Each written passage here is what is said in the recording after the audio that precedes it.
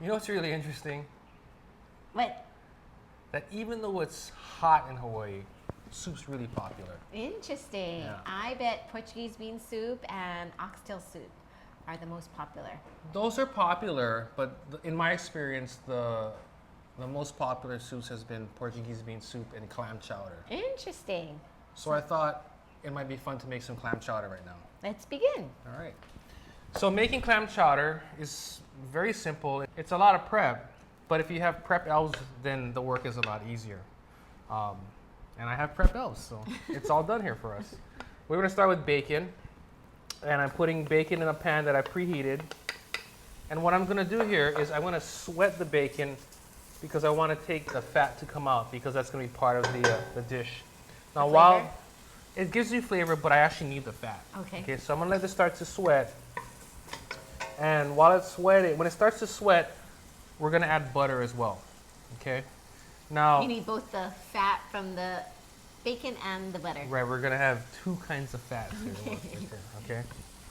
So I'm gonna go ahead and add the fat is starting to come out of here. I'm gonna add the butter now.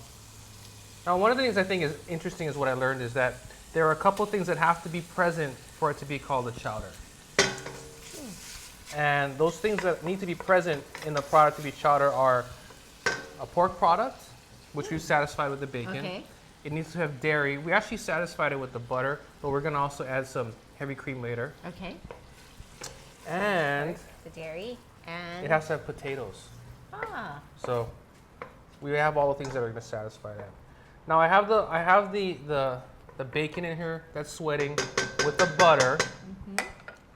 And I'm gonna let this melt a little bit more to get some of the this to cook a little bit.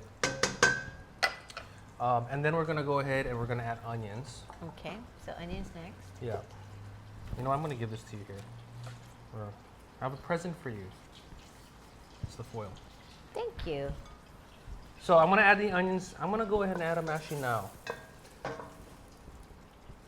And what we're doing here is we're adding the onions because I want to sweat the onions. And by sweating the onions, it means I'm cooking them on a low heat in fat so that I can sort of get the flavor out so that I can, it's not that sulfury onion. I'm trying to get that raw flavor out of the onion. So that's what we're doing here. So okay? you want the onions to become translucent? Exactly. Okay, but not burn. We don't want them to caramelize. We don't want them to burn. Same thing with the bacon. Okay. The bacon, we want to get the fat out of the bacon, but we want the bacon to be soft. There are times when you want to make the bacon crisp, but in this application, we want the bacon to be soft. Okay?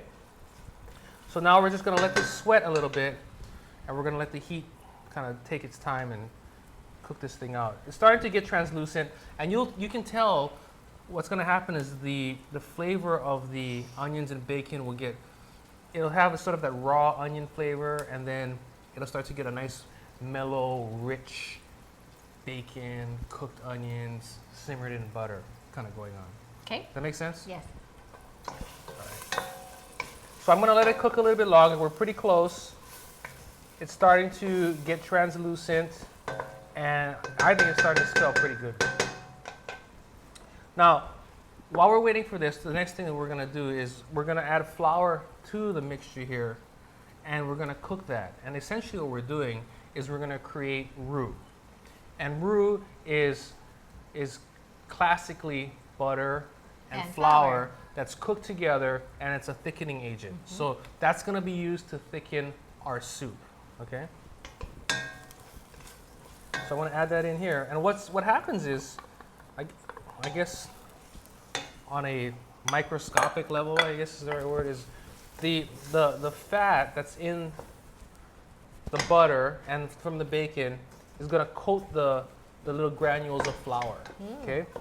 So what's going to happen is it coats the flour, and then when I add liquid to that, the flour granules will separate and they won't clump together, and it will evenly thicken the broth. So we're going to cook this. Now, what's important here is I want to cook the roux, to cook the flour out, but I don't want any color. This chowder, we want it to be a white soup, right? So I'm going to make sure and move it and keep moving it so that I'm cooking the flour without having it turn brown. Because if the flour turns brown, it's going to color the soup. I don't want it to happen. Well, that's the right consistency you want to know. Yeah, yeah.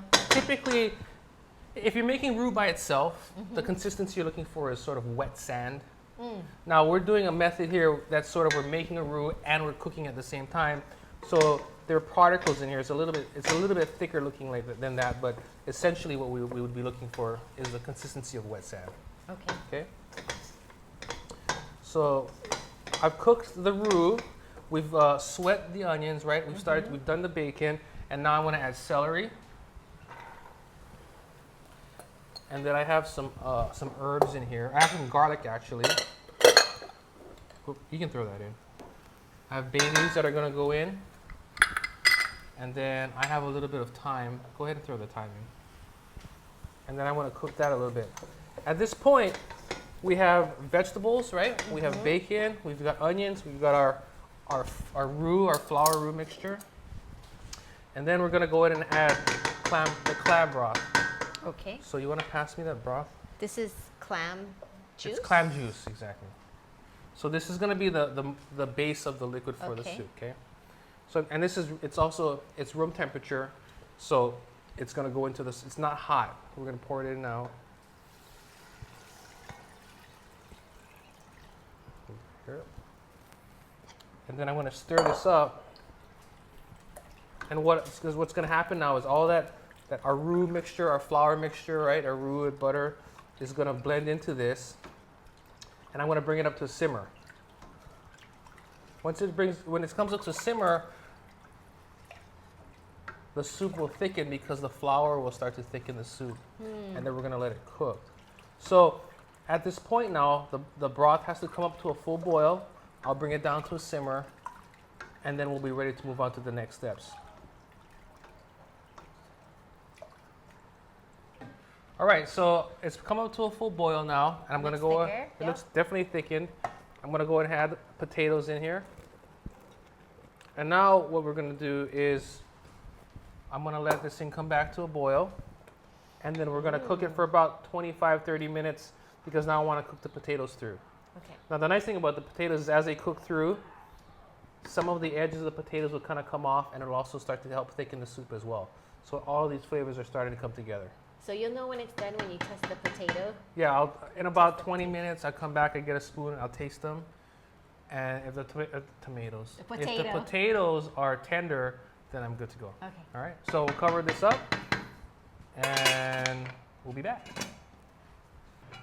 Okay, so we've sweat the bacon, we've got the onions in there, we made our roux, we added the stock, we added the herbs. The potatoes. Potatoes. Now the potatoes are perfectly nice and tender now. You tested them? I tested them. So now what we're going to do is add our clams. And we're going to fold that in, or stir it in. And then we're going to finish with the cream. And then we're going to be ready to see if this tastes good. So I'm going to add some cream here. Now, cream is something that's going to give it luxuriousness. It's going to make it nice and white. It's going to give you that clam chowder ishness about the clam chowder. You can add more or less depending on your personal preference. I'm going to stop here because I'm happy with the way it looks and the consistency. So at this point, I'm gonna season. I've seasoned throughout. I've added salt and pepper throughout, but it just needs a little bit more. And I'm gonna add some cracked pepper.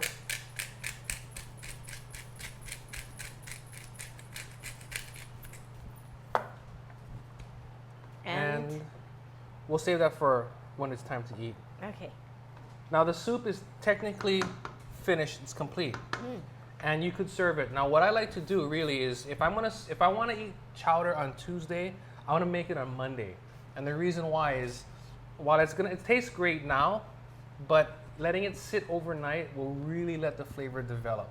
You know, all of the onions and the bacon and the celery and the thyme, all that flavor gets to marry together overnight, and then when you reheat it the next day, it has a really smooth, mellow, very, very pronounced chowder flavor. So servable now, tastes great now, but you know, just like you know how beef stew is better the second day, same thing. But essentially, that's the deal on the chowder. Great, easy. Ooh, looks good. Smells good. This is nice. So I adjusted with some this a little bit more salt, pepper. I'm gonna add some parsley here for you, Thank you. and then I'll make one for me. Wow. Now, I don't know how you like. I got bread and crackers for you because I don't know how you like to eat yours, but I'm kind of a Yum. cracker guy. So. Oh. Ooh, this looks delicious. How's it taste with the crackers? For this great recipe and more, visit us at foodland.com.